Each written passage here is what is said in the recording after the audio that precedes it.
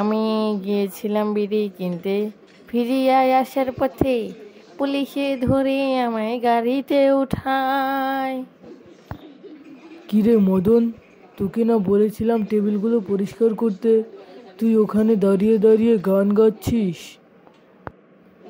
হ্যাঁ মালিক, পরিষ্কার করছি তো। আর শোন, কয়েকদিন যাবৎ আমার রেস্টুরেন্টের কাস্টমারগুলো কমে যাচ্ছে। কি জানি কি হয়েছে, আমার রেস্টুরেন্টে কাস্টমারগুলো কমে যাচ্ছে।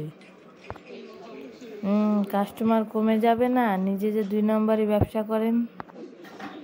হ্যাঁ মদন, কি বললি তুই? না না মালিক, আমি তো কিছু বলি নাই। না, আমি মনে হয় ভুল শুনেছি। তাহলে তুই কাজ কর, তাহলে আমি বাসায় চলে যাই। আর শোন মদন, তুই দোকানটা বন্ধ করে চলে আসিস, ঠিক আছে? আচ্ছা মালিক, আপনি বাসায় চলে যান, আমি দোকান বন্ধ করে আসবো নে।